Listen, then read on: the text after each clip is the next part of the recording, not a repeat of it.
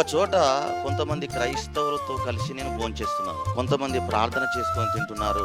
మరికొంతమంది ప్రార్థన చేయకుండానే తింటున్నారు. ప్రార్థన చేయకుండా తింటున్నటువంటి ఆ ఇద్దరు సహోదరుని నా దగ్గరకు పిలుచుకొని, తమ్ముడు, ఇప్పుడు మీరు ప్రార్థన చేయకుండానే భోజనం చేశారు కదా, దీనికి హేతువేమి, ఎందుకు ప్రార్థన చేయకుండా తినాలనిపించింది అని నేను మాట్లాడినప్పుడు వాళ్ళు నాతో పంచుకున్నటువంటి మాట ఏంటంటే, అన్నయ్య, ఇప్పటికే సమయం అయిపోయింది కదా, ఆకలితో ఉన్నాం కదా, కాబట్టి తొందరలో తినేయాలన్న కోరికతో మరి అలా చేశామన్నా తిన్నామన్నా అని వాళ్ళు నాకు సమాధానం చెప్పడం జరిగింది. అప్పుడు నేను వాళ్ళతో అన్న మాట ఏంటంటే, చనిపోయేటువంటి స్థితి వచ్చిన ఆకలితో అలమటించి ఇక ఒక క్షణంలో మనం మరణిస్తామని అలాంటి స్థితి కలిగిన ప్రార్థన చేయకుండా ఆహారం తింటే పాపము తమ్ముడు అని చెప్పింది. అవునా అన్నయ్య, ప్రార్థన చేయకుండా భోజనం చేస్తే అంత ప్రమాదం అంటే?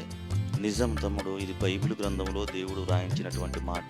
నీకు కావాలంటే కీర్తనల గ్రంథం 14వ అధ్యాయం కానీ, కీర్తనల గ్రంథం 53వ అధ్యాయం కానీ నువ్వు చదువుకో తమ్ముడు, నీకు జ్ఞానోదయం అవుతుందని చెప్పడం జరిగింది.